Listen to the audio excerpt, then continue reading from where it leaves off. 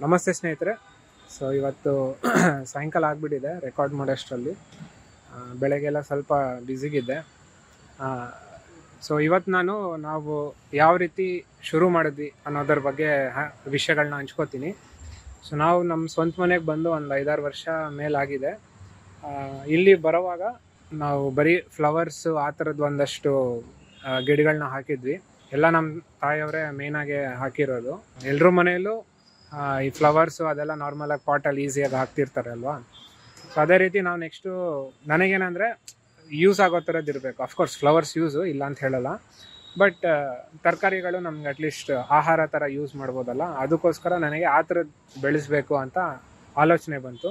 ಆ ಟೈಮಿಗೆ ನಮ್ಮ ತಾಯಿಯವ್ರು ಕೂಡ ಆಲ್ರೆಡಿ ಟೊಮೆಟೊ ಈ ಥರದ್ದೆಲ್ಲನೂ ಪ್ರಯತ್ನ ಮಾಡ್ತಿದ್ರು, ಸೊಪ್ಪುಗಳು, ಬೇರೆ ತರಕಾರಿ ಗಿಡಗಳು ಈ ಥರದ್ದೆಲ್ಲ.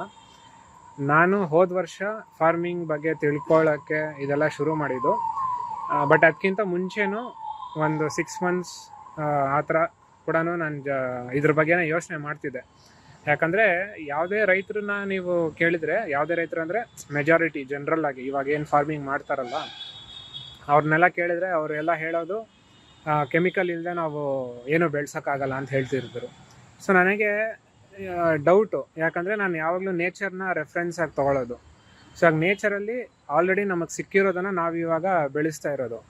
ಸೊ ಹೇಗೆ ನೇಚರಲ್ಲಿ ಯಾರೂ ಇಷ್ಟಿಷ್ಟು ಪ್ರಮಾಣದ ಕೆಮಿಕಲ್ಸ್ ಹಾಕಬೇಕು ಅಂತ ಯಾರೂ ಇದು ಮಾನಿಟ್ರ್ ಮಾಡೋರಿಲ್ಲ. ಸೊ ಇವರು ಹೇಗೆ ಮನುಷ್ಯರು ಇದಕ್ಕಿಷ್ಟೇ ಹಾಕಬೇಕು, ಇದು ಹಾಕಿದ್ರೇ ಬರೋದು ಅಥವಾ ಈ ಗೊಬ್ಬರ ಹಾಕಿದ್ರೇ ಬರೋದು ಅಂತ ಹೇಗೆ ಡಿಸೈಡ್ ಮಾಡ್ತಾರೆ ಅಂತ ಹೇಳ್ಬಿಟ್ಟು ನನಗೆ ಯೋಚನೆ ಶುರು ಆಯಿತು. ಸೊ ಅಲ್ಲಿಂದ ನನ್ನ ಫಾರ್ಮಿಂಗ್ ಜರ್ನಿ ಶುರು ಆಗಿದ್ದು. ಸೊ ಅದಕ್ಕೆ ನಾನು ಏನು ಹಾಕ್ದೇನೆ ನ್ಯಾಚುರಲ್ ಆಗಿ ನೇಚರಲ್ಲಿ ಯಾವ ರೀತಿ ಬೆಳೆಯುತ್ತೆ ಅದೇ ರೀತಿ ಬೆಳೆಸೋರು ಇದ್ದಾರಾ ಇಲ್ವಾ ಅಂತ ಹೇಳಿಬಿಟ್ಟು ಹುಡುಕಾಟ ಮಾಡುವಾಗ ಒಂದಷ್ಟು ವಿಷಯಗಳು ಸಿಕ್ತು. ಹಾಗೆಯೇ ಒಂದಷ್ಟು ಜನರ ಪರಿಚಯ ಆಯಿತು.